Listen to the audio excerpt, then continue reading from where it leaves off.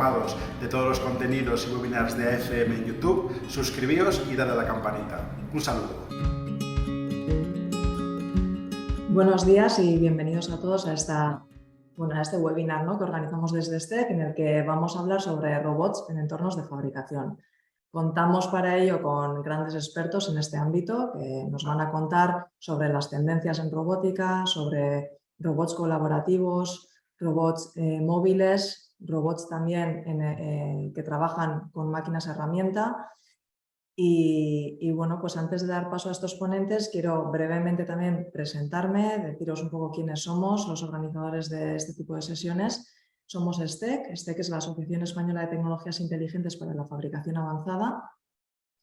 Actualmente contamos con 115 asociados dentro de esta asociación y estamos integrados dentro de AFM Cluster. AFM Cluster es un entorno asociativo que acoge a 7 asociaciones sectoriales, todas ellas relacionadas con el sector de la fabricación avanzada.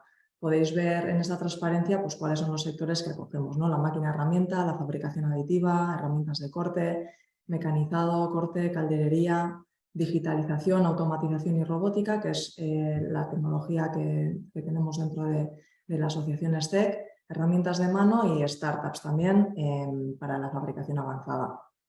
En todo este entorno asociativo contamos con 700 empresas, ¿vale? Entonces, bueno, pues la creación de STEC, que es una asociación relativamente nueva que lanzamos hace 1 año y medio, pues fue motivado un poco pues, por acercar las tecnologías de digitalización y automatización a este entorno del manufacturing, ¿no?, donde queremos que haya una mayor colaboración entre los actores y proveedores de la robótica, de la digitalización, con las empresas del entorno manufacturero para ayudarles en esa transformación digital que quieren abordar y que están abordando todos, y pensamos que podemos ayudar en esa labor de que podáis colaborar y podáis bueno, pues, llevar proyectos conjuntos. Actualmente, como os decía, tenemos 115 empresas que se han asociado a STEC y que son expertos en estos ámbitos que estamos comentando, de robótica, de digitalización y automatización.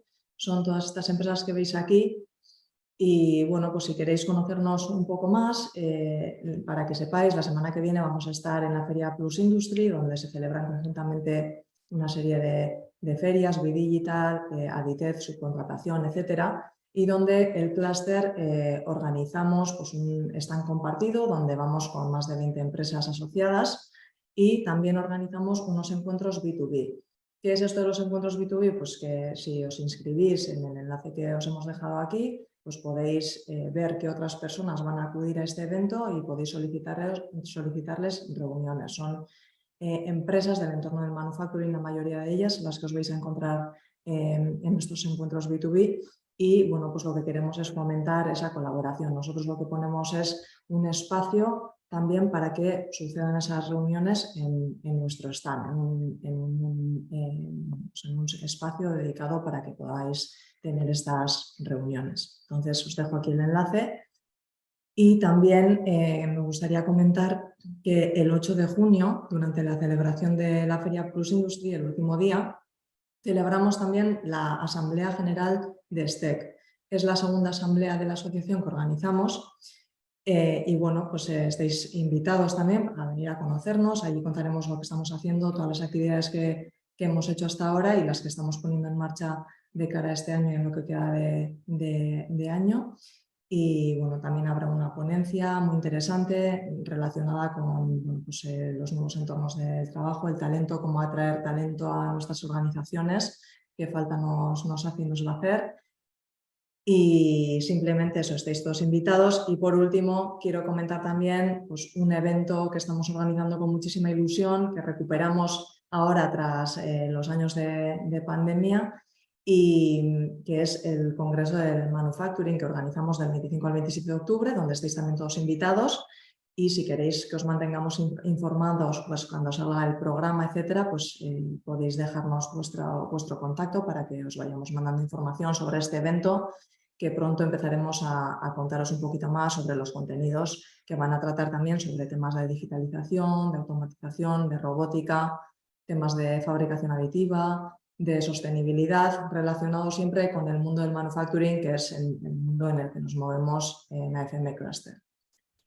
Dicho todo esto, voy a ir dando paso a los ponentes de esta sesión de hoy, que como decíamos al principio vamos a dedicar a los robots en los entornos de fabricación. Veis aquí el programa, entonces lo que sí que os pedimos es que las preguntas que os vayan surgiendo nos las vayáis dejando en el chat, porque al finalizar las distintas presentaciones vamos a dar paso a un pequeño debate y también iremos haciendo las preguntas que nos hagáis llegar a los ponentes. Entonces, bueno, pues sin más dilación voy a dar paso al primer ponente del día, Damien Sayé. Él es coordinador, es el responsable de robótica y automatización en Tecnalia y nos va a hablar sobre algunas tendencias que vamos a ver en el ámbito de la robótica pues a corto plazo, ¿verdad, Damien? Te dejo de compartir para que puedas compartir tu presentación y cuando quieras pues te cedo la palabra y nos puedes contar lo que tienes preparado. Hola, buenos días a todos. Pues gracias, Nayara, por la introducción. Pues soy Damien Sayé, coordino los grupos de robótica que tenemos en Tecnalia, robótica y automatización. Y hoy, pues eso, antes de dar paso a los otros ponentes que tratarán de ciertos tipos de robots que ya están en el mercado, yo os voy a dar un poco de una visión un poco más transversal o con unas tendencias que son interesantes a analizar un poco. Entonces, empezaremos con unos datos y situación de la robótica y luego veremos tres tendencias, una sobre la fabricación flexible y fluida, otra sobre las IAs generativas y una sobre cambio climático y economía circular, como comentaba Nayara, que son un tema que sí que tenemos que cuidar mucho. Desde Tecnalia somos un centro tecnológico, el más grande de España, con 1.500 personas. Lo que hacemos es desarrollar tecnología y transferirla a las empresas y a la sociedad con el objetivo de buscar pues, prosperidad, ¿vale? Actuamos en todos los ámbitos de la economía y nosotros pues, más en la parte de Smart Manufacturing, para los temas de robótica. Pero no solo, como veis aquí son todos los tipos de robots que estamos desarrollando en Tecnalia, que van de los drones que vuelan, los aerotaxis, a los coches autónomos, robots de fabricación, pero también los robots de cables, máquina herramienta. Y esto, por ejemplo, es un robot que va a buscar plástico en el fondo del mar. Estamos ahora mismo en Venecia para pues, quitar residuos de ahí, tanto en la laguna como en el mar, por ejemplo. Si ponéis en Google Tecnalia Robotics Success Stories, tendréis acceso a unos vídeos, resumen de los años, bastante bonitos, con ejemplos de lo que hacemos. Pero bueno, sin más, entrando un poco en el objetivo de hoy, cómo estamos a nivel de robótica en el mundo, en España. Ahí tenéis dos gráficas. La de izquierda es los robots que están instalados en los diferentes países del mundo. Ya veis que China dispara muchísimo. Y España está a nivel 10, ¿vale? Justo detrás de Francia o de Italia, y luego hay un gap con países asiáticos, Estados Unidos y Alemania. A nivel de cuántos robots instalamos en el año, pues también en 2021 China dispara muchísimo y España está en número 14. ¿Dónde los metemos estos robots? Pues en España principalmente en el tema de metal metálico, maquinaria y en automoción, ¿vale? El año pasado, 2022, un incremento bastante relevante de la instalación de los robots, tanto en la parte industrial, con este ratio de automoción, metal y food and beverage, y en la parte de robótica de servicio, muchísimo en transporte y logística, ¿vale? Los AGVs en las plantas, los robots móviles, los AMRs, etc. Bien, ahora vamos a ver un poco de ciertas tendencias. La primera es la de fabricación flexible y fluida, donde aquí el reto es que, como bien sabéis, la producción en masa ya no existe. Estamos en una época donde hay mucha demanda de personalización y hay un alto ritmo de presentación de nuevos productos. Por ejemplo, aquí si cogemos los coches de Audi, el modelo A3 tiene más de 1.000 configuraciones posibles.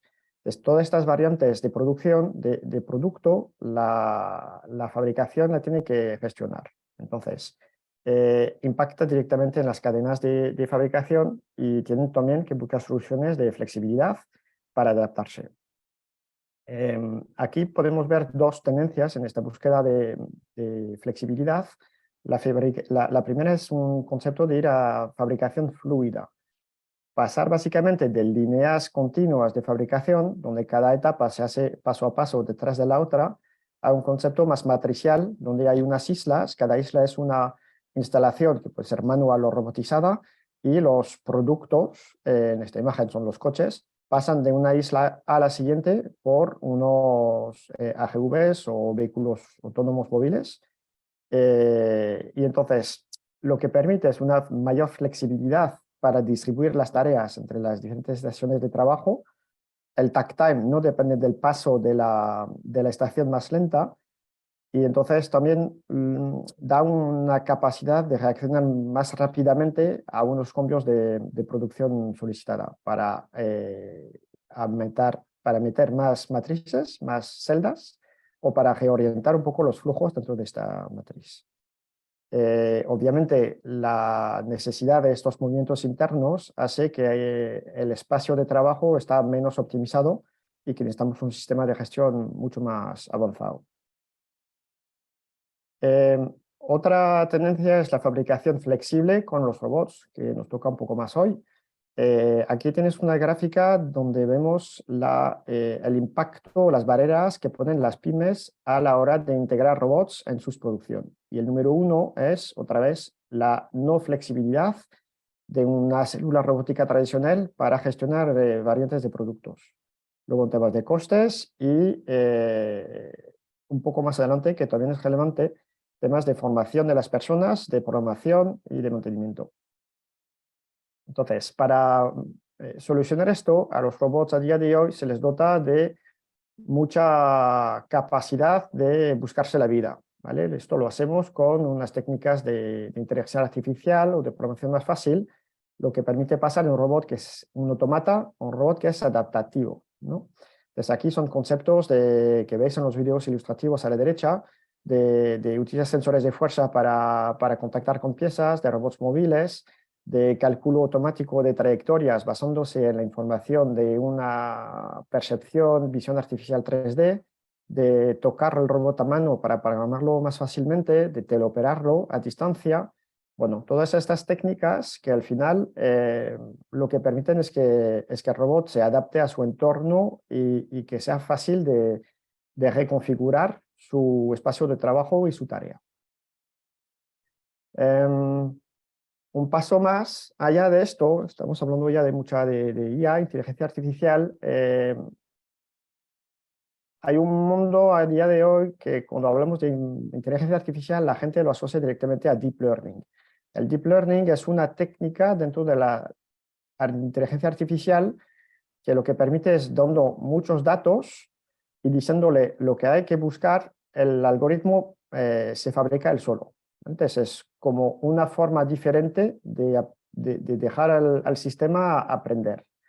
Otra técnica es la de Reinforcement Learning que vemos aquí, y aquí es un ejemplo donde un robot va a intentar hacer un picking de una pieza durante unas cuantas iteraciones, y al hacer ensayos, errores y cosas que van mejor, pues poco a poco está elaborando él mismo su estrategia para hacer el picking.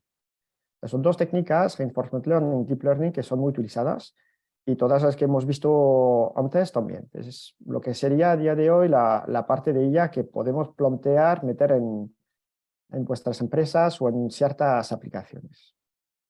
Pero desde el invierno pasado también ha venido un novato, el más conocido es el ChatGPT, que son IAs generativas. Lo que hacen son que tiran de un montón de datos disponibles en Internet y que son capaces de crear un nuevo contenido, que puede ser un texto, puede ser una imagen, un vídeo o un código, ¿vale? Y entonces ya veis que unos con los de Microsoft que han comprado OpenAI y ChatGPT ya lo han utilizado para que ChatGPT fabrique un código de robot, una secuencia de operaciones para que el robot haga una tarea. Aquí básicamente lo que se le pide era acércate de la turbina del molino y haces una inspección a 3 metros de distancia. Y con esto era suficiente para que el dron haga esto. O veces en simulación. Yo no sé si habéis utilizado ChatGPT, hay veces que da algo interesante, hay otras veces que son tonterías absolutas. Así que, sin más, es un paso que va a venir. A día de hoy no garantiza ni la eficiencia del código ni la seguridad, pero bueno, hay que tenerlo un poco ahí en mente, porque como todo, pues hay que controlar esta nueva tecnología que está llegando. Lo que sí es cierto es que todos esos modelos de IA generativa son muy impactantes a nivel de medio ambiente porque tiran de data centers enormes y de muchísimas horas de entrenamiento. Así que usarlo no es muy impactante, pero entrenar la red es muy impactante. Y eso me lleva a la tercera tendencia, que tal vez no es una tendencia tan importante a día de hoy en las pymes, en el día a día, pero que lo debería, ¿vale? Porque como bien sabéis, hemos pasado 6 de los 9 límites del planeta, nuestra manera de vivir está impactando muchísimo nuestro ecosistema y con las previsiones de los diferentes gobiernos, en 2050 tendremos que vivir con un cuota, un budget de generación de CO2 que es un sexto de lo que tenemos a día de hoy. Para cumplir con estos objetivos tenemos que dividir por 6 las emisiones. Entonces, la primera cosa que hay que pensar hacer es temas de sobriedad, decidir cómo queremos usar este presupuesto de CO2 y decidir. Decidir es hacer menos de vez en cuando, también es hacer diferente. Entonces, esto hablamos de la parte de eficiencia, donde podemos impactar la parte de electrificación, usar hidrógeno, temas de zero waste, y una que es la circular economy, la economía circular, donde también tiene un impacto que se puede acercar a los 20% de lo que podríamos conseguir para reducir las emisiones globales, y donde la robótica sí que tiene un potencial impacto más que en la electrificación de los vehículos eléctricos, por ejemplo, ¿vale? Y entonces nosotros en Tecnalia hemos lanzado unos cuantos proyectos donde exploramos lo que la robótica puede hacer en este sentido. Ahí os contaba nuestro robot de cable que va debajo del mar para quitar plásticos, neumáticos y tal. Luego esta basura marina y estos residuos, tenemos otra célula con un robot pick and place rápido y con unas cámaras de visión 2D, 3D y hiperespectral para detectar y clasificar los residuos y separarlos con el robot.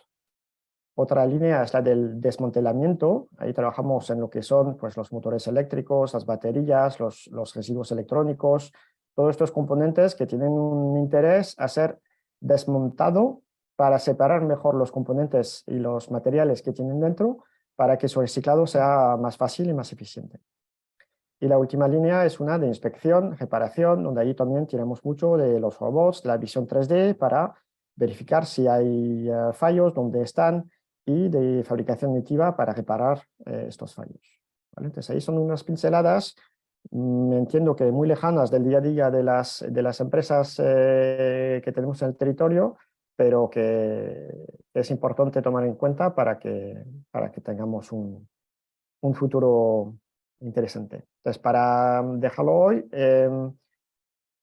el desarrollo de las tecnologías en los últimos años y en particular la IA va a hacer que vamos a seguir usando robots en las plantas de producción, una tendencia de meter los brazos en plataformas móviles para todavía más flexibilidad y poder trabajar en diferentes puntos de la planta de producción, muchísimo tema de visión artificial, visión 3D para que el robot se adapte y pues esta toma de decisiones de forma autónoma en unos elementos, no en todo, que sí que son unos elementos diferenciales, ¿vale? También nos daba una pincelada sobre los cambios de los perfiles de trabajadores, temas de formación, temas de incorporación de nuevas personas, recapacitación, cosas de estas cuando queréis meter robots en una planta por primera vez. y este toque de hay que cuidar nuestro planeta. Y con esto doy paso a los siguientes ponentes que van a tratar de ejemplos concretos de robots industriales, móviles y colaborativos hoy en día. Muchas gracias. Perfecto, Damián, muchas gracias. Vale, pues vamos a dar paso, como dices, al siguiente ponente. Él es César Gonzalvo, y de Iruña Tecnologías de Automatización, y nos va a hablar sobre robótica colaborativa o los cobots. César, cuando quieras, comparte, eso es. Perfecto. Primero, agradecer la oportunidad, ya que bueno, no somos un centro tecnológico, no somos una marca, somos una pyme con diferentes partes, pero podemos estar también en este webinar y aportar nuestro punto de vista, ¿vale? Entonces, ¿qué hemos basado? Hemos basado un poco el planteamiento en decir, ¿vale? ¿Por qué no pensamos un poquito más en los cobots y qué nos aportan ellos? Entonces, bueno, pues vale, pues un poquito es comentar eso, lo que os decía. Al final somos una pyme que tiene tres partes, una parte dedicada a todo lo que es Iruña Electricidad, lo que es revisión y mantenimiento. Este vídeo, aunque ya tiene 5 años, es de cuando cumplimos los 50 y es un poco pues para que os hagáis una idea. Empezamos con este mundo, que era la revisión, el mantenimiento, la reparación. De ahí, pues poco a poco pudimos ir entrando en lo que era el tema de diseño y fabricación de líneas, ¿vale? Diseño mecánico, diseño eléctrico, y empezamos a trabajar con todo el tema de robots. Si veis ahí, aunque se titula la presentación ¿por qué no cobots?, realmente nos viene de un concepto de entender todo lo que es la robótica tradicional y de trabajar con ella, trabajar con visión artificial. La parte de formación y lo que os comentaba de que poco a poco hemos ido entrando en la parte de robótica colaborativa, tanto fija como móvil, y aplicando diferentes tecnologías a ella. ¿Vale? Y una vez explicado un poquito lo que es Iruña, pues entro en lo que es el planteamiento. La robótica tradicional, que ya la conocemos, tiene unos pros muy destacados, que los conocemos todo el mundo, que es el desplazamiento de grandes cargas, el trabajo a altas velocidades e incluso el diseño según el alcance necesario de cada aplicación, ¿vale? Y las contras que para nosotros tiene a la hora de apoyar la robótica colaborativa es que las instalaciones van a ser fijas, que van a ser valladas, que la programación sigue siendo a día de hoy todavía compleja, que están pensadas para que no exista una interacción con los operarios, que, como ha comentado también, el retorno a la inversión depende de una producción de largas tiradas y que su uso está pensado dentro de una fábrica para tareas específicas y que habitualmente no se desplazan. ¿Vale? La robótica colaborativa pues tiene unas contras muy conocidas y que son las que tenemos que plantear primero y luego ver qué ventajas tiene. Las contras, muy claro, tiene unos pesos pequeños, aunque ya estamos llegando a los 25 kilos, pero siempre van a mover cargas pequeñas. El alcance también es reducido por su fabricación, por su forma, y el tiempo de ciclo se aproxima más al trabajo de un humano que a las velocidades que alcanza la robótica tradicional. Y otra cosa, la gente dice, robot colaborativo, ¿no tengo que hacer un análisis de riesgos? Dices, sí, siempre hay que hacer un análisis de riesgo de la aplicación completa. Vale. Entonces, ¿por qué ha crecido tanto? Dice, pues porque realmente lo que está aportando la robótica colaborativa son muchas más cosas. Está aportando una rentabilidad mayor. ¿Por qué? Pues porque son pequeños, son de poco peso y se pueden reubicar en distintos puestos, ¿vale? Porque es una herramienta que sirve para realizar trabajos repetitivos y donde teníamos a la gente cuando no eran puestos creativos. Luego, porque realmente en series de producción cortas, al poder desplazarse, ya son rentables. Y porque más o menos el retorno de la inversión está en 18 meses de la aplicación completa. Eso está haciendo la posibilidad de que por fin las pymes valoren realizar células robotizadas. ¿Vale? Os pongo un vídeo muy rapidito. Es un ejemplo de cómo en un pequeño espacio un robot puede estar trabajando en una aplicación que no tiene ningún valor para que la haga un humano, que es coger unas llaves y colocarlas en su cerradura. Y sin embargo es un trabajo preciso y lo realiza de una manera sencilla. ¿Vale? ¿Qué más aporta? Pues el tema de la facilidad de uso. Uno de los grandes problemas es, como ha comentado también Damián, el tema de la formación de la gente. Bueno, la formación de un cobot es primero gratuita, tienes una academia que puedes hacer online. Siempre que se instala un cobot, la formación, como son pocas horas, es también gratuita y es presencial. Existen simuladores ya preparados, como el que podéis ver en la imagen, en el cual estamos hablando de que tú vas diseñando tu célula robotizada y el programa se te va generando. ¿Vale? Es un montaje sencillo, hay ahorro de espacio y hay mucho ahorro del tiempo de instalación. Puedes programar, aparte de por códigos, puedes programarlo también por guiado, llevándolo al punto, grabando el punto. Eso es algo que para los operarios también tiene mucho valor. El software, por primera vez nos olvidamos del inglés y se puede trabajar en castellano y tienen un bajo mantenimiento.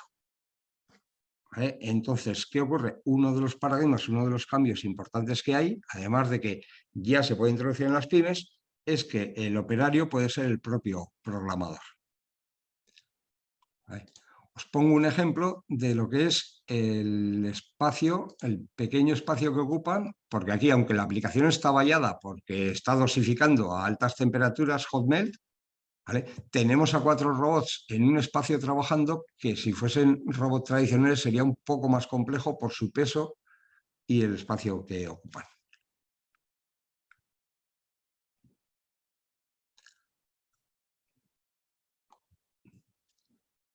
¿Vale? ¿Qué más aporta? Otro de los puntos importantes, la seguridad. No la seguridad entendida como el tema de decir, no, mira, los cobots no necesitan seguridad, necesitarán dependiendo de la aplicación. Pero sí que se ha convertido en una herramienta que ayuda en todo el tema de tareas ergonómicamente perjudiciales y eso incrementa la seguridad de la aplicación. Después disponen ya de hasta 17 funciones específicas de seguridad integradas que vienen ya de serie. Y por último, cambian el concepto de la seguridad. ¿Por qué? Porque están pensados para que la interacción sea muy frecuente con humanos. Nos hace replantearnos que no hace falta tanto vallado o cerramiento, sino otro tipo de seguridades que nos ayuden a que podamos compartir el espacio. ¿Vale?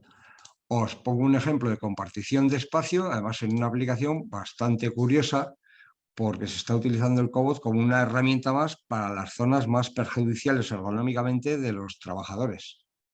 Aquí lo que están haciendo es anclar al chasis del vehículo toda una zona de trabajo y mientras los operarios están funcionando en la parte de arriba, el cobot sin ningún vallado de seguridad está trabajando la zona más compleja.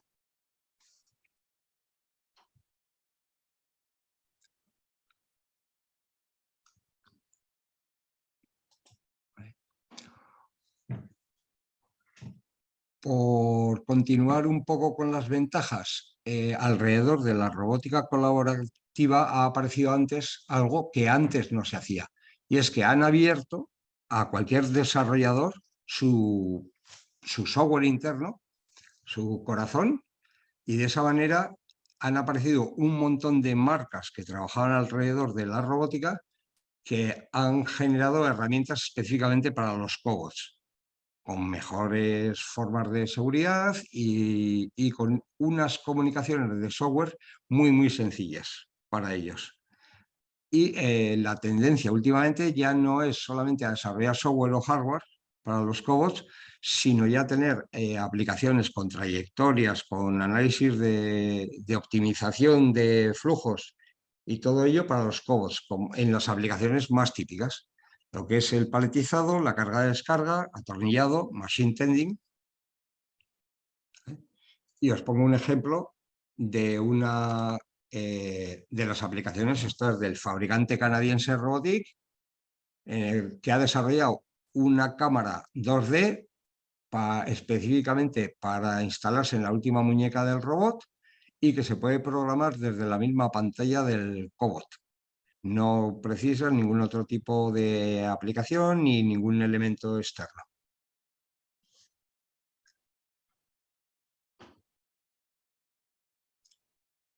¿Vale?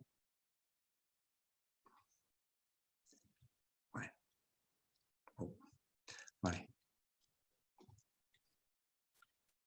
Otro punto de ventaja de la robótica colaborativa, el tema de la comunicación. Cuando empezábamos con la robótica tradicional, pues tenías que definir qué tipo de comunicación iba a haber, ibas creciendo con las comunicaciones que iban apareciendo y te tenías que adaptar incluso a comunicaciones pues, realizadas por los propios fabricantes, como puede ser el Profinet, etcétera, etcétera.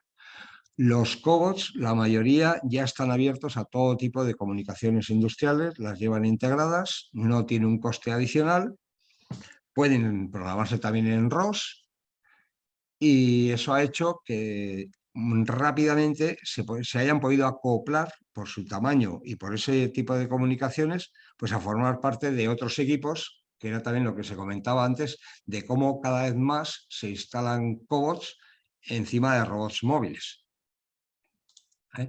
Aquí os pongo un ejemplo de comunicación que, vale, no es el típico cobot encima de un robot móvil, sino lo que he hecho es una comunicación con beam picking, con una cámara 3D, pero lo que quería era que vieses un poco que el cobot también está en aplicaciones que pueden tener un punto muy industrial, que a veces se plantean que en las zonas más con suciedad, todo eso, el cobot parece que no es interesante por su imagen y sin embargo trabaja perfectamente. ¿Vale? Y la última ventaja que tenemos dentro de la robótica colaborativa es que ha sido una posibilidad de que por su tamaño, dimensión y peso haya podido entrar en nuevos mercados que ya no son tan industriales, ¿vale? Como es la alimentación, agricultura, medicina, construcción, hostelería, ocio y todos los que se nos vayan ocurriendo, porque cada vez aparecen más aplicaciones como esta, en la cual se le está dando nuevas utilidades a la robótica colaborativa. ¿Vale? Un poco porque veáis, tiene un punto más de servicio añadido la robótica colaborativa y es que es tan fácil de desplazar, de manejar, que te puedes plantear la opción de realizar pruebas de concepto. Pruebas de concepto de una manera sencilla, tanto en nuestras instalaciones como en las instalaciones del propio cliente, porque puedes llevar el robot hasta allí, utilizando diferentes tecnologías. Y esto nos ayuda a que muchas veces las pymes, que a veces tienen duda de si va a funcionar, si no va a funcionar y la inversión puede ser un poco elevada, pues podamos hacer antes unas pruebas, hacer unas evaluaciones y que vean si realmente el rendimiento y la producción les puede servir para decidir a robotizar. ¿Vale? Todas estas imágenes que estáis viendo, esta es la del vídeo anterior, son pruebas que se han hecho previas a lo que es la venta o instalación de una aplicación.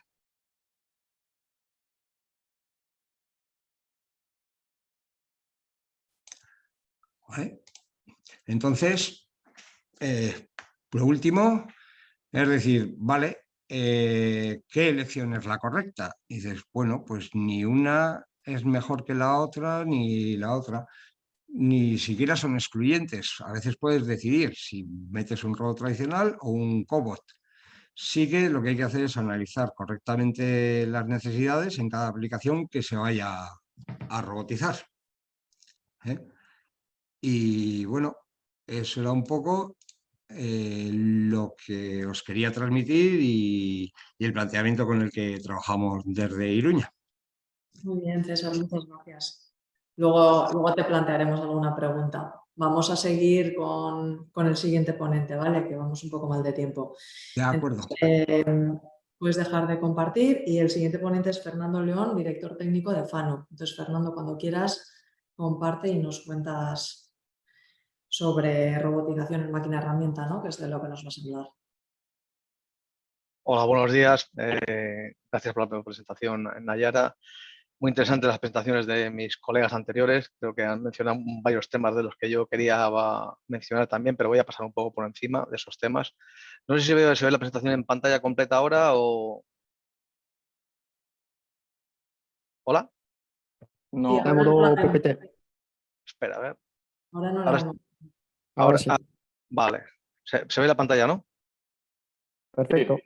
Vale, oye, pues básicamente quería comentaros un poco temas. Yo me enfocaba al tema de máquina de herramienta, pues un poco por el entorno, por el tema de Stitch y demás. Y sobre todo intentaba romper un poco con la idea que tiene la gente del sector de máquina de herramienta, que cuando ponen un robot se complica todo, porque los que están a pie de máquina y de taller no saben de robótica, tienen que llamar a gente de robótica, contratar gente de robótica, todo es muy complicado.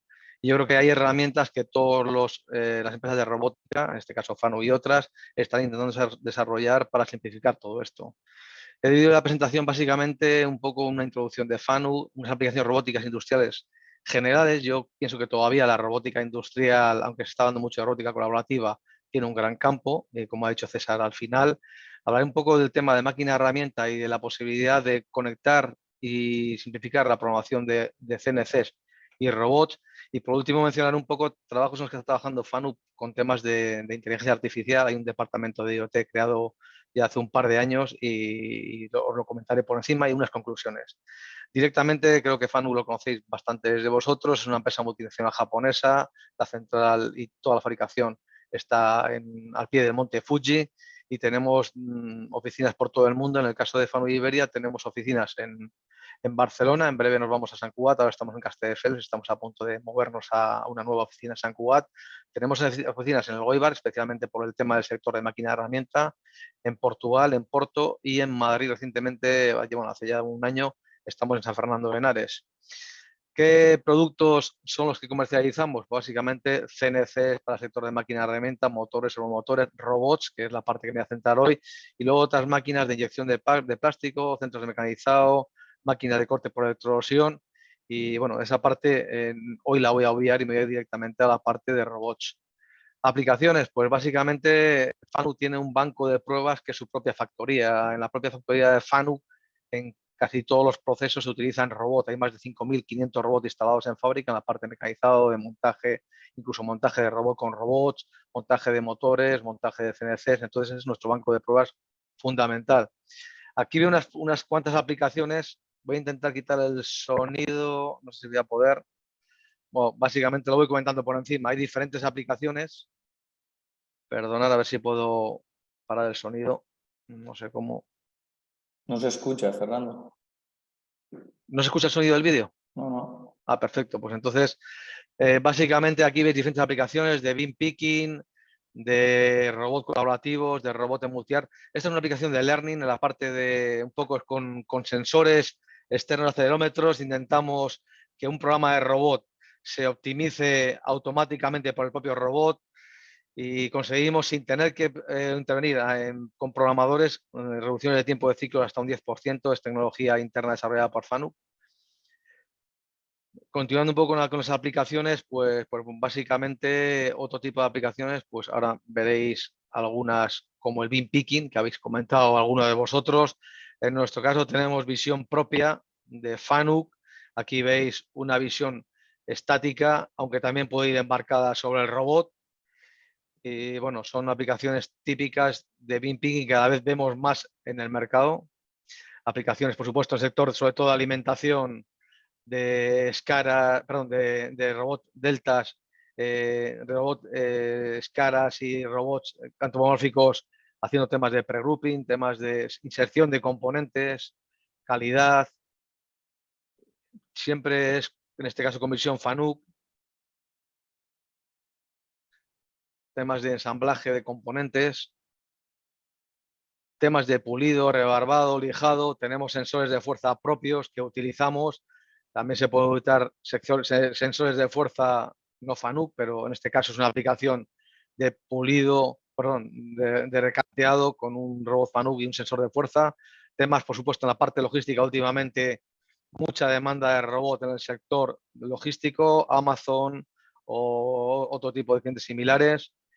Y aquí veis otra vez una aplicación de despaletizado con visión beam picking, con visión 3D, perdón. La posibilidad de combinar diferentes robots en un único controlador para simultaneizar movimientos. Esta es una aplicación de Arco, de un tubo de escape. Y por último, últimamente hemos desarrollado robots de alta capacidad de carga, como este que veis, que pueden manipular hasta 2.300 kilos de carga.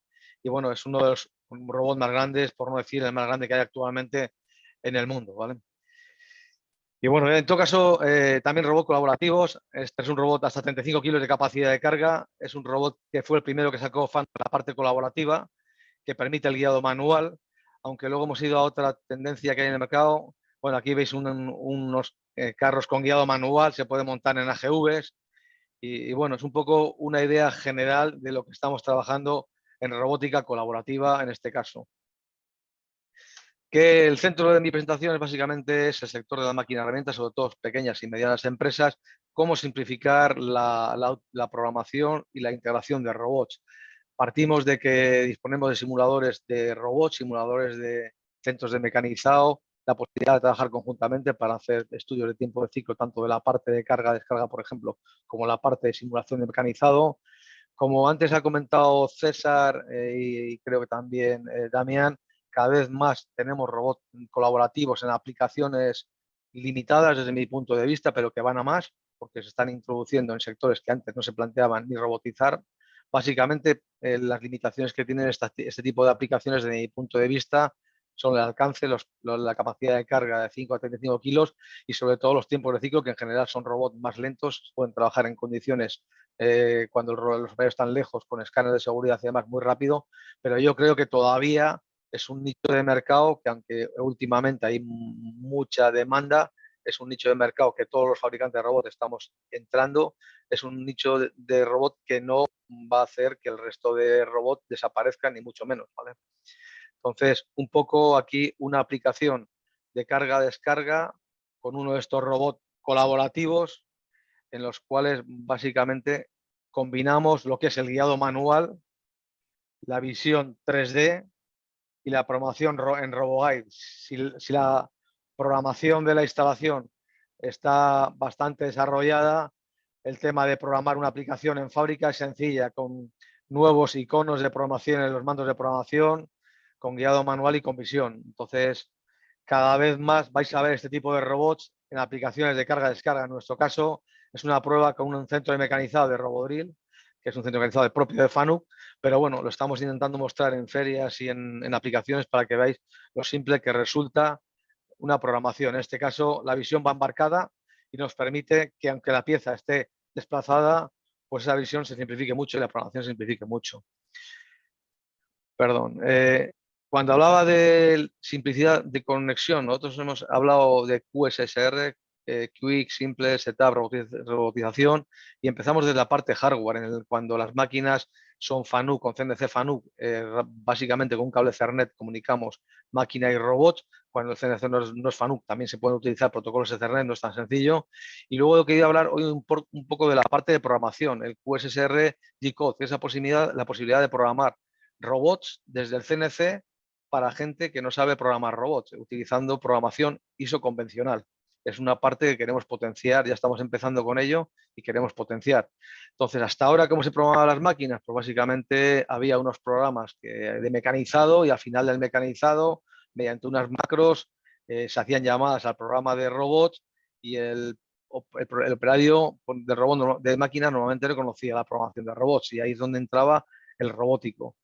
¿Cómo hemos querido simplificar esto? Pues básicamente con unas opciones que llamamos G-Code, la posibilidad de mover el robot desde el CNC y programarlo en el CNC, para intentar que los programadores de CNC, los mecanizadores, también puedan conocer y programar la parte de robot, como pueden programar un cambio de herramientas, otro tipo de elemento. Aquí, en un pequeño vídeo, os muestro un poco el concepto del QSSR G-Code.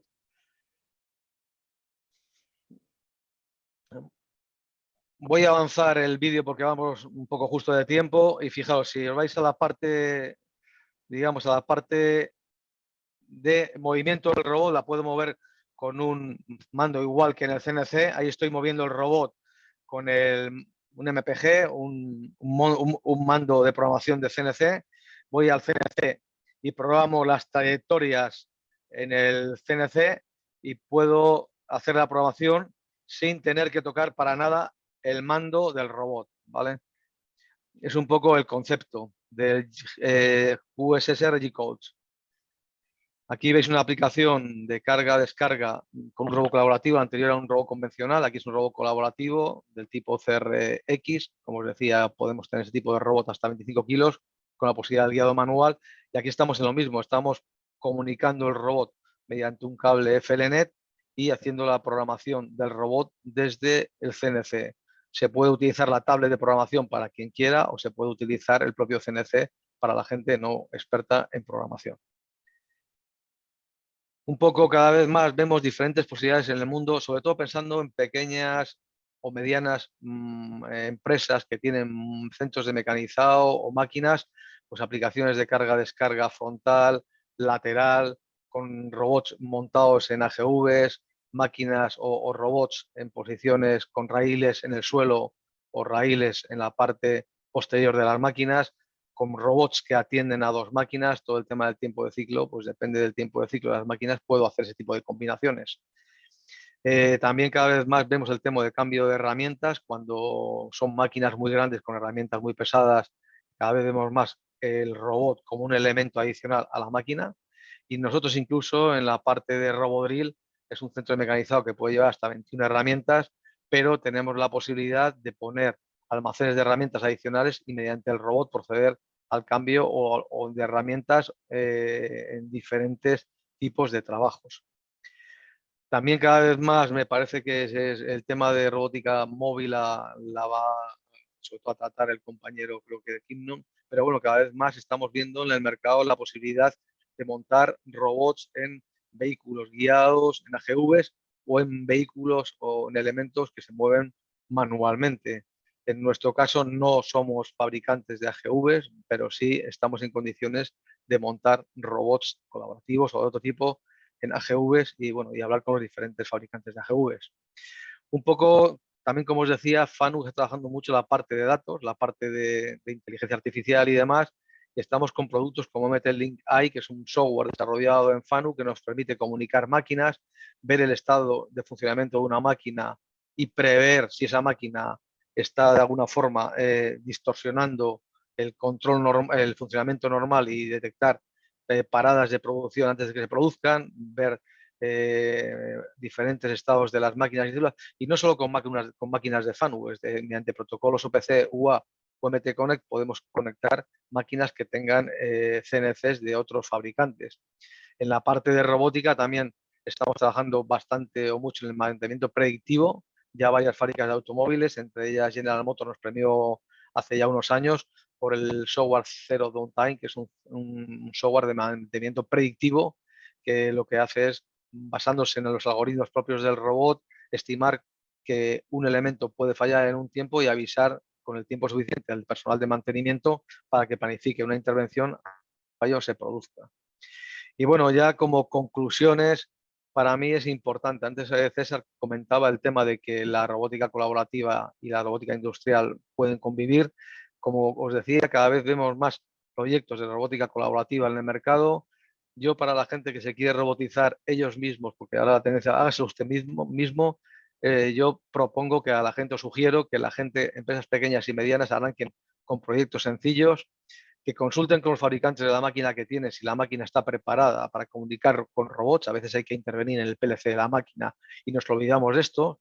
Y bueno, y el tema de hazlo tú mismo, yo creo que tiene costes ocultos, hay que tener en cuenta los costes de los mecánicos de la empresa, los eléctricos, la gente que se dedica a esto, y luego los temas de seguridad, que creo que por ahí habéis mencionado, los temas de CE siguen siendo igual de aplicables, sea un robot industrial convencional o un robot colaborativo. A veces nos olvidamos de esto y estamos trabajando y vemos instalaciones que no están certificadas o que no son seguras, robots robot colaborativos con herramientas no colaborativas, y esto la gente que no es experta en robótica no lo tiene claro. Por eso siempre desde FANUC intentamos recomendar trabajar con ingenierías, integradores o con los propios fabricantes de herramientas y de máquinas y herramientas. Es un poco la conclusión, aunque también hemos visto que últimamente empresas medianas o grandes están intentando estar al día de este tipo de tecnologías y sus propios equipos de ingenieros internos se vuelve un poco a algo que pasaba hace años, sobre todo en el mercado del automóvil, que era que había ingenierías propias dentro de las fábricas y cada vez más vemos que fabricantes de clientes finales están empezando a tener pequeños departamentos de ingeniería para trabajar conjuntamente con los integradores, pero no dando todo el proyecto integrado, sino de una forma conjunta trabajar esta forma. Bueno, en todo caso, aquí os dejo mi contacto por si alguien tiene alguna duda o alguna idea. Y ya aprovecho para comentar que recientemente hemos llegado a 900.000 robots instalados en todo el mundo. Gracias a todos por vuestra atención y nada, ya doy paso al siguiente ponente. Gracias. Gracias a ti, Fernando, y enhorabuena. Venga, pues vamos a terminar con Xavier Munels. Él es Product Management Director de Kibnon y nos va a hablar sobre robótica móvil. Entonces, Xavier, cuando quieras. Muy bien, gracias Nayara por la introducción. Pues voy rápidamente a hacer la presentación. Sí, recordar a los oyentes que nos pueden dejar preguntas en el chat.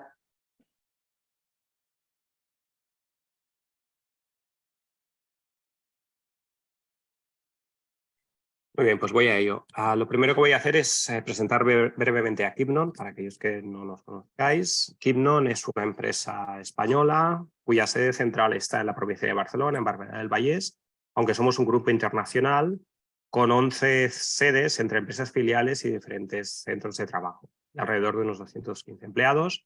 Esta es nuestra presencia geográfica. Tenemos mucha presencia en la Unión Europea, por supuesto, pero también en América, tanto en Estados Unidos, en México como en Brasil. Esta presencia internacional se debe sobre todo a que históricamente Kibnon se ha desarrollado mucho en el sector del automóvil, como veis en esta presentación de nuestros principales clientes, y ello nos ha dado la oportunidad de seguir a estos clientes en los diferentes centros de trabajo que tiene por toda a nivel interno. Para que nos hagamos un poco la idea a nivel de números, la cantidad de AGVs que se suelen instalar hoy en día en fábricas, para que os hagáis una idea, con nuestros principales clientes, como puede ser Stellantis, Renault, Faurecia, pero estamos hablando de órdenes de magnitud muy grandes, de varios centenares de AGVs en sus centros de producción. Sin más, voy a hacer una introducción a los diferentes tipos de AGVs y sobre todo las diferentes aplicaciones industriales. Voy a empezar por explicar un poco la terminología que se utiliza en el sector, porque se utilizan muchos términos para referirnos a los robots móviles que se utilizan en la industria. El término clásico históricamente siempre ha sido el de AGV, pero no es difícil hoy en día encontrar términos como IMR, AIV, AMR, sobre todo. Al final, todo eso responde sobre todo a cuestiones básicamente marketingianas para dejar un poco de diferenciación entre los fabricantes y también algunas evoluciones tecnológicas.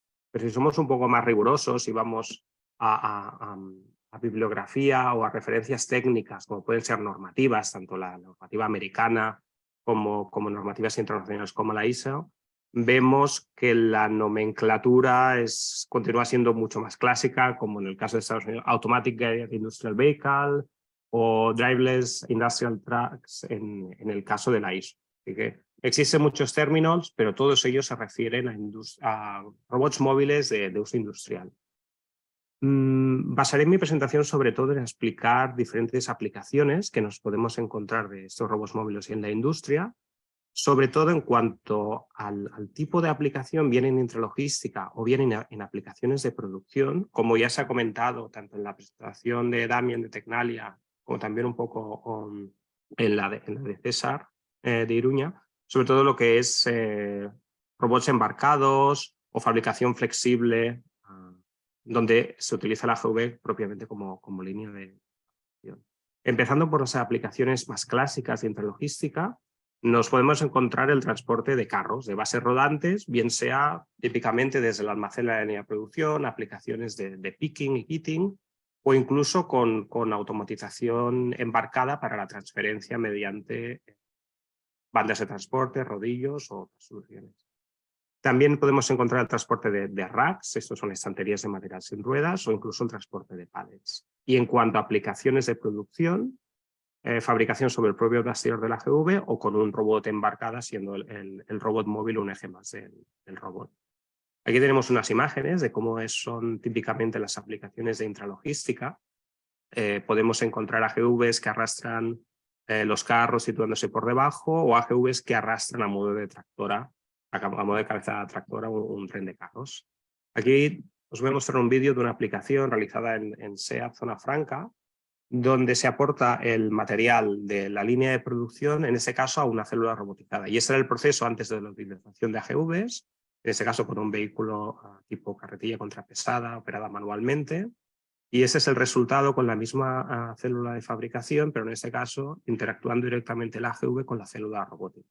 Cuando se dan este tipo de aplicaciones, los AGVs comunican con la célula robótica para todo el intercambio de permisos y también son capaces de intercambiar señales de seguridad para hacer la operación segura. Esto también depende, como ya se ha citado en presentaciones anteriores, del análisis de riesgos que requiera esta estación robótica. Con soluciones de este estilo, además de mejorar la productividad de la planta, hay una ganancia muy grande en cuanto a seguridad, puesto que se eliminan operaciones peligrosas con vehículos con palas en las estaciones de trabajo donde pueden haber operarios trabajando alrededor.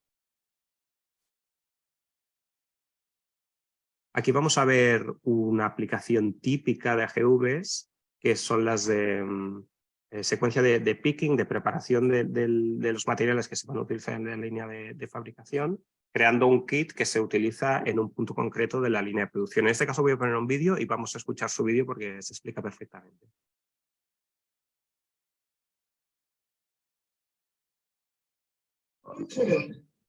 We are persistent in responding effective.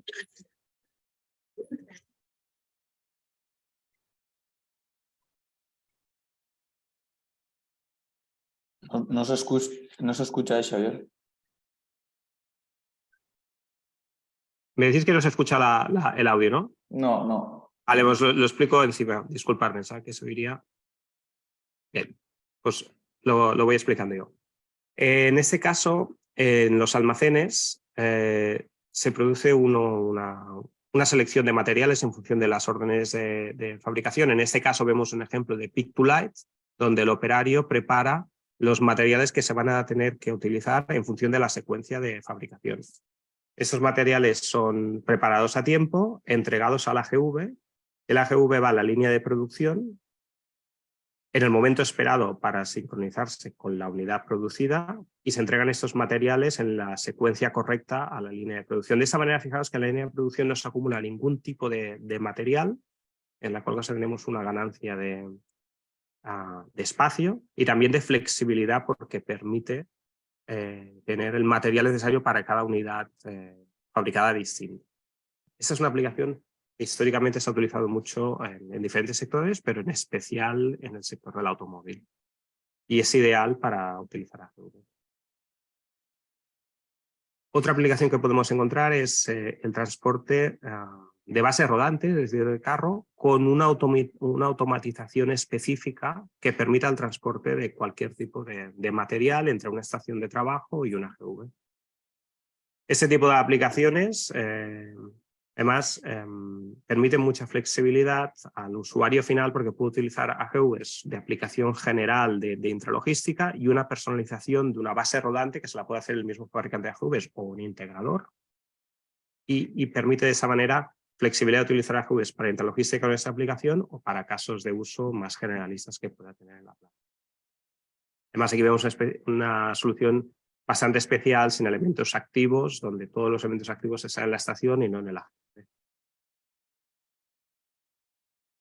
Esta es una aplicación de transporte de racks y ese tipo de aplicaciones es de almacén y se llama Goods to Person, donde es una aplicación de picking, un poco parecida a la que veíamos en la aplicación del full kitting, pero en este caso es el rack de material, un almacén con rack de materiales, que se desplazan hasta el puesto donde está el operador que realiza el picking. En lugar de ser, en contraposición a lo que hemos visto antes, que es el operador que se desplaza por el almacén, aquí son las estanterías de material que van hacia el operador que realiza el picking concreto y este no se mueve. De tal manera estamos ganando productividad y evitando desplazamientos innecesarios del operario. Y además tiempo buscando los materiales por el almacén. Esa es una aplicación típica en centros logísticos o con el concepto de AGV que utiliza, por ejemplo, Amazon. Otra aplicación típica de intralogística, por supuesto, es el movimiento de pallets o contenedores con base compatible a pallets. En este caso podemos encontrar AGVs tipo pallet stacker, que son apiladores que pueden recoger o entregar al suelo o a altura, o tipo pallet track, que son transpaletas que mueven solo a nivel del suelo. Típicamente, aunque estos AGVs a nivel de seguridad pueden funcionar en toda la planta de producción, típicamente se utilizan solo en las zonas de almacén y luego hacen un trasvase a un AGV de intralogística para que se haga el reparto por dentro del entorno producido y en las diferentes estaciones de trabajo.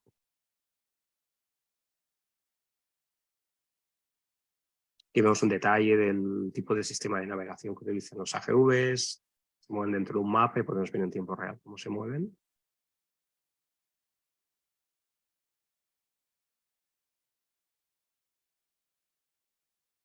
Y aquí podemos ver una aplicación, que esto ya no es una aplicación propiamente de intralogística, sino que es una aplicación de producción donde se utiliza la AGV a modo de línea de fabricación. Aquí vemos un ejemplo. Como no hay la típica línea de producción, sino que se utilizan los AGVs sobre los que se transporta el bien manufacturado y los operarios trabajando sobre él. En este caso, este tipo de aplicaciones son totalmente seguras, ya que el AGV se mueve a una velocidad segura y además dispone de sistemas de seguridad que impiden la posible colisión entre el AGV y el operario. Esto permite una gran flexibilidad en el momento de hacer las líneas de fabricación, porque permite cambiar la velocidad de la línea, la longitud de la línea, incluso los trazados. Y eso en el momento de hacer una inversión nueva o con una fábrica nueva es mucho más atractivo en cuanto a retorno de inversión que hacer una línea de fabricación con tecnologías clásicas. Otro tipo de aplicación pensada a la producción, aunque también puede ser para logística con aplicaciones tipo bin picking, sería utilizar el AGV como un eje más del robot, en este caso típicamente robots colaborativos, sobre todo por las dimensiones, donde podemos mover el robot en las diferentes estaciones de trabajo.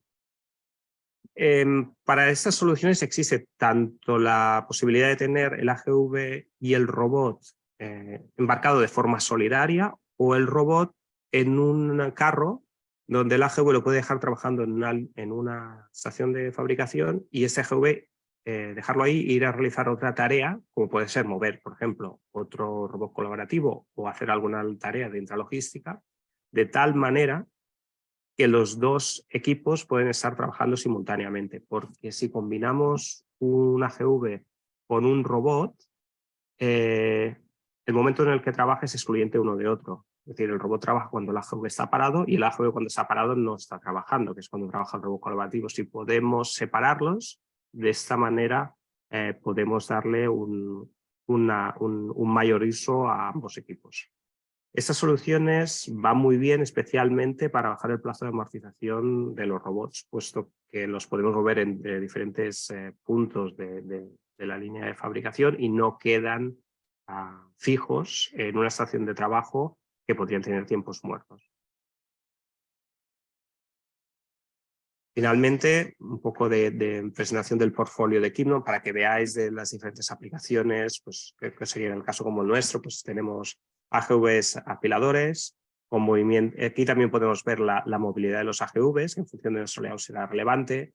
Con movimientos lineales, pues los apiladores, los AGVs tipo tractora, los AGVs tipo mouse que van debajo de los carros, AGVs con capacidad de rotación o AGVs tipo plataforma con sistemas de elevación y capacidad de movimiento omnidireccional. Cuando pensamos en una aplicación de AGVs, además de esta movilidad, tenemos que pensar en la aplicación y, por lo tanto, entender qué queremos mover con el AGV. Si vienes la carga encima, queremos poner una mesa de rodillos, una mesa de elevación, un carro con ruedas o algún otro tipo de aplicación más personalizada. Aquí vemos un caso donde vemos que, debido al layout, este AGV tiene que entrar en una estación de trabajo cuya única posibilidad es hacerlo a 90 grados. Si vemos con el primer AGV que tiene una movilidad únicamente lineal, no es capaz de hacer este movimiento. Y por ello existen AGVs con otra morfología y por lo tanto otra movilidad, como este de aquí, con capacidad rotacional, que es capaz de hacer la entrega de esta manera, haciendo una rotación y haciendo un movimiento final de 90 grados, e incluso rotando debajo de la carga y abandonando la estación de trabajo. Si nuestra aplicación es para trabajar con mesas de rodillos y hacer una transferencia lateral de carga, se puede equipar sobre los AGVs. El AGV es capaz de interactuar con la línea de producción o el sistema de conveyors para hacer el trasvase de materiales. O en aplicaciones más tipo almacén, donde no tiene tanto sentido que los carros tengan ruedas, pues los AGVs pueden equipar mesas de elevación para el movimiento de estas mesas o cargas. Además, también es típico que el mismo fabricante de AGVs o algún integrador desarrolle aplicaciones específicas, como pueden ser aplicaciones de robótica sobre el AGV.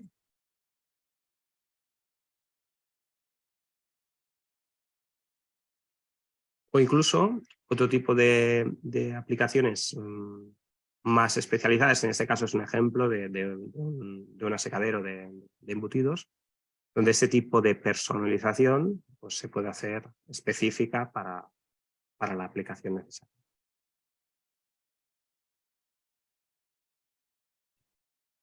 Por último, os quiero enseñar un caso de aplicación real en la industria, donde se trata de un buffer caótico que recoge el producto producido, en este caso son asientos, lo recoge en la línea de producción. Las vemos aquí tenemos la línea de producción. Los asientos se producen no siguiendo la secuencia necesaria del OEM final, en este caso el fabricante de coches, sino que se producen según el tiempo de producción que tiene cada uno de los asientos. Los asientos tienen un tiempo muy variable porque los hay de piel, con más motorización, con menos, tienen operaciones muy distintas, de tal manera que se tienen que ordenar de una manera que no bloqueen la línea de producción en la unidad producida con más tiempo de producción. Por ello, los asientos se producen siguiendo esa normalización de los tiempos y luego hay que ordenarlos en un buffer de acumulación de producto acabado y entregarlos a la expedición según las necesidades del cliente final. Es por ello que aquí hay una interacción y vemos el caso de intralogística de la línea de producción a este almacén intermedio y dentro del almacén intermedio luego la recolección de las referencias concretas y la secuenciación correcta para que sean entregados de forma automática, en este caso al fabricante final de los coches. Aquí además podemos ver que en cada uno de estos racks con los asientos hay aquí un tag de RFID donde se codifica la referencia concreta, la referencia única de cada uno de los asientos producidos.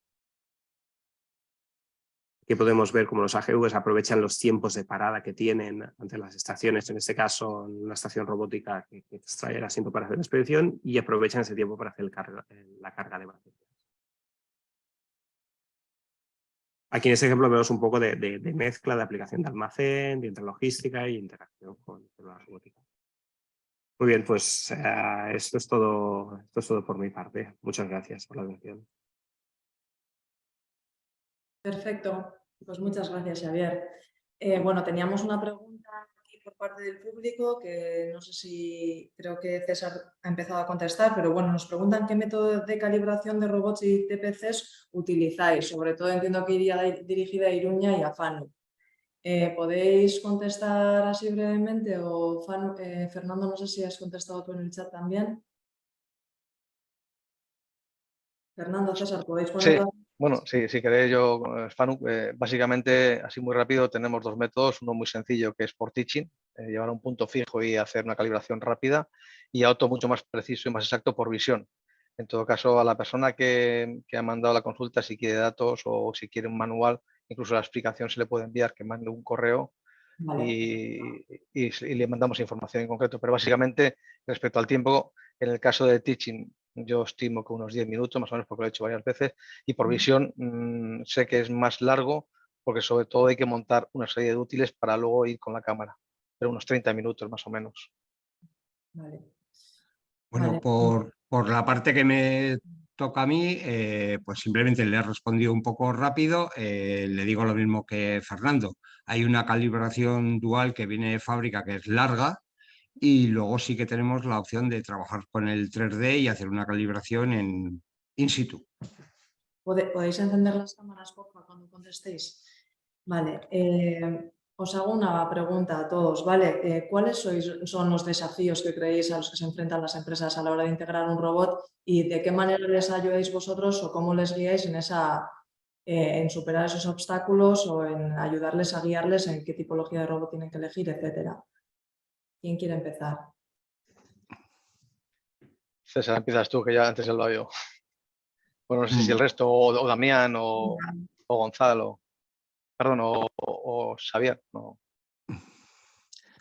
Bueno, nosotros en Tecnalia somos un centro tecnológico, con lo cual no hacemos ninguna implementación directa en empresas. Sí que ayudamos a nuestros clientes a encontrar un integrador para hacerlo, si hace falta. Lo que sí hacemos es pues una fase de quitar riesgo, digamos. Si es un proceso que no está muy habitual o que tiene algunas especificidades complejas o lo que sea, pues trabajamos con las empresas para ayudar a analizar estos riesgos, a hacer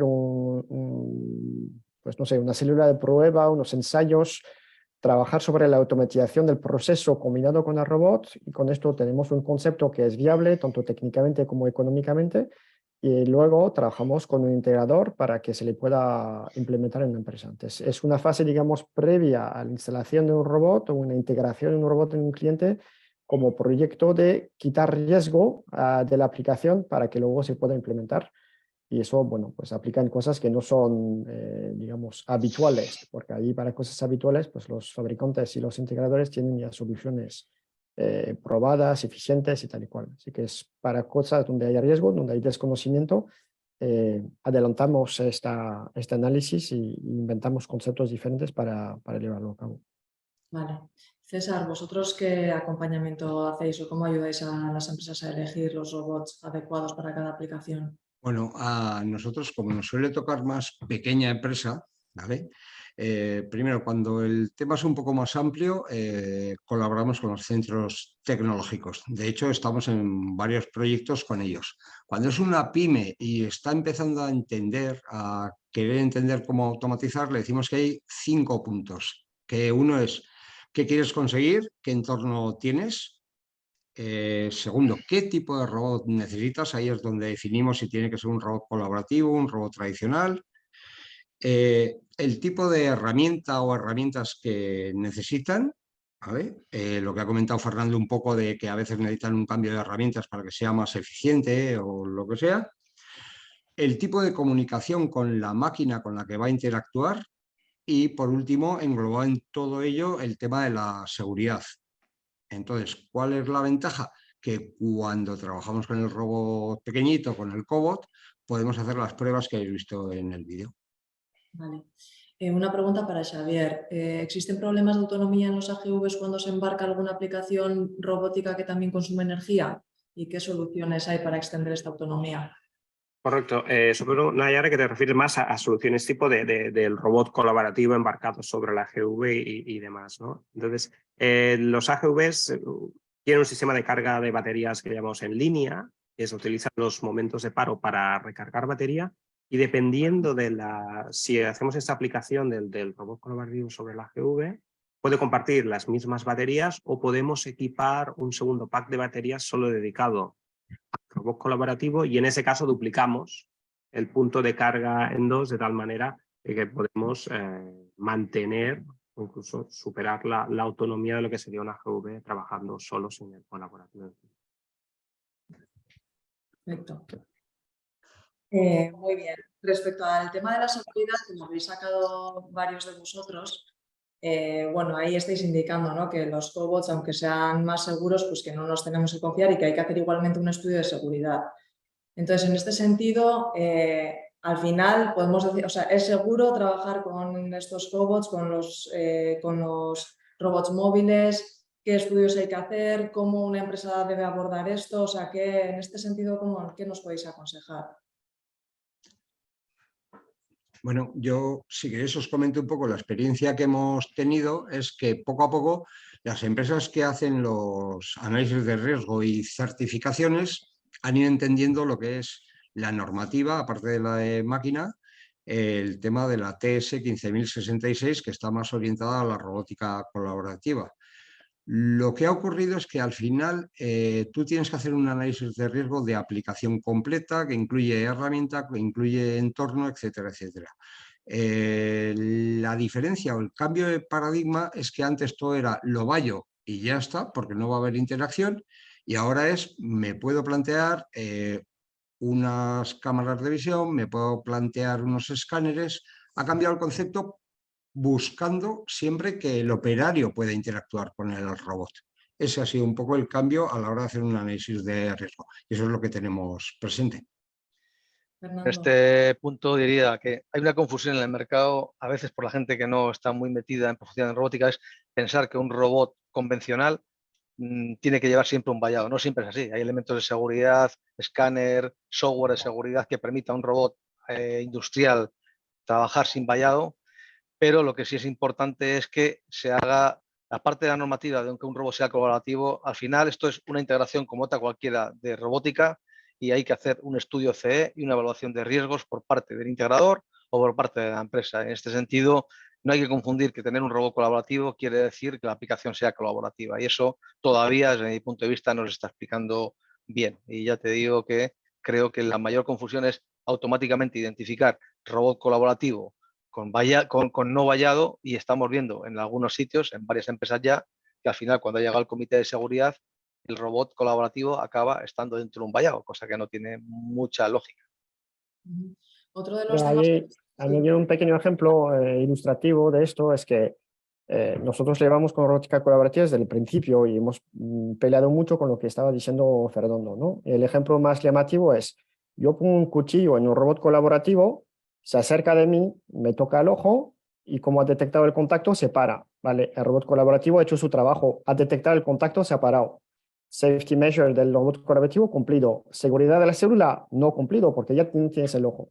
¿Vale? Entonces, es el concepto global de la célula, analizar todos los riesgos que están, y el robot colaborativo es una medida más de seguridad dentro del sistema porque te detecta el contacto y ahí hay que verlo y nada más. Es safety analysis con gente competentes que saben hacerlo. Eso es imprescindible.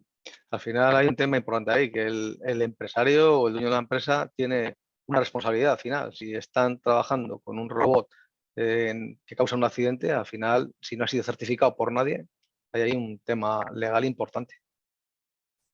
Correcto. Otro tema que habéis comentado bastante es el tema de las comunicaciones, la programación de los robots, etc.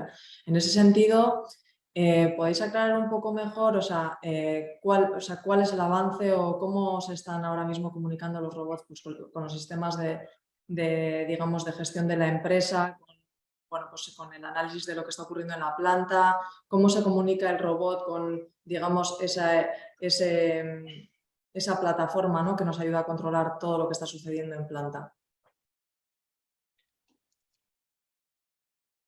Vale, si quieres, Nayara, yo puedo explicar aquí un poco, sobre todo por lo que serían las aplicaciones más de intralogística. En ese caso, cuando tenemos una flota de AGVs, por un lado está la misión propiamente de lo que tiene que hacer la AGV, que es ir a recoger un material en un punto y entregarlo en otro. Y entre esas misiones el AGV se va a encontrar pues, algunas situaciones que tiene que resolver. Por ejemplo, se va a cruzar con otros vehículos, con otros AGVs, con personas y demás. Por un lado está esta gestión de tráfico que regula esas interacciones a nivel de planta de la movilidad de la AGV, y por otro lado está el enlace a los sistemas de producción o sistemas de almacén. Por lo tanto, hay estos dos niveles y típicamente pues, hacia arriba pues, se comunica recibiendo estas misiones, la misión de transporte, y hay una capa de control o de gestión de tráfico que resuelve la operativa del robot cuando se va moviendo. Sí, yo ahí, como dice Xavier, yo creo que a nivel de célula o de fábrica tenemos las comunicaciones típicas cada día más basadas en Ethernet, Profinet, Ethernet, Cercat, y eso es a nivel de célula. Pero ya cuando la gente quiere información a nivel de MES o de ERP y demás, pues cada fabricante supongo que tiene sus soluciones. En el caso de Fanuc tiene la solución MT-Link, que es una solución que la gente, que tiene una API para que la gente que está por encima, que no sabe nada de programación de robot y demás, pueda tener datos de productividad, datos de estado de robot, pero básicamente puede comunicar directamente con la API de ese tipo de software o utilizar el software de Fanuc que tiene una serie de pantallas y demás. Pero bueno, hay que distinguir lo que es nivel fábrica de lo que es nivel, digamos, del nivel IT, que digo yo. Está el OT, que es el de operación y de fábrica, y el IT, que ahí es donde hay que dar herramientas. En este caso yo creo que las herramientas pasan por aplicaciones tipo APIs, que sean sencillas para la gente que está en la parte IT. Correcto. También, para terminar, tú que tienes una visión más de lo que nos viene a futuro, nos has hablado de cómo va a impactar un poco la inteligencia artificial en el ámbito de la robótica, pero bueno, o sea, ¿qué pinceladas nos puedes dar sobre lo que vamos a poder ver dentro de 5 o 10 años en todo lo que respecta a robots operando en plantas productivas? Bueno, hemos hablado mucho de IA, que yo los he puesto como un concepto ahí de flexibilidad y tal, pero en los vídeos de los compañeros ha habido mucho de visión artificial. Visión artificial es IA. Hay unos contos que calculan automáticamente las trayectorias, pues también es IA. Entonces, la IA ahí está. No hay que tomárselo como una cosa de mucho miedo. Fernando enseñaba temas de bin picking. Bin picking hay mucha IA, de automatización, de cálculo del grasping point, de las trayectorias. Hay incluso temas de aprendizaje automático de las piezas. Entonces, esto ya está llegando poco a poco. Lo que pasa es que no lo veis o no le llaman así para no asustar a la gente, ¿vale? En cierto modo. Entonces ya está. Yo ya os decía, yo creo que esto que hemos visto de meter un robot en una base móvil para que haga múltiples tareas es algo que tiene una capacidad de desplegar el uso de robots en muchos territorios bastante altos. Todavía no ha alcanzado su mercado, su nicho. Hay que analizar por qué. No sé si es todavía por temas de coste de inversión o porque todavía es demasiado complicado programar todo esto. Pues hay un gran esfuerzo actualmente de trabajar en cómo facilitar todavía más la programación de los robots. Hemos visto unos ejemplos de fabricantes de UR, de Fanuc. Nosotros trabajamos en otras herramientas de programación fácil, gráficas. Quiero decir, ahí básicamente en 5 años, 10 años, no vamos a necesitar una formación muy grande para mover un robot. Esto es lo que veo lo más potente. Y luego lo del ChatGPT, pues no sé, ahí no hay que tener una bola de cristal, pero está llegando en todos sitios tan rápido que, bueno, nosotros lo tomamos en cuenta en serio.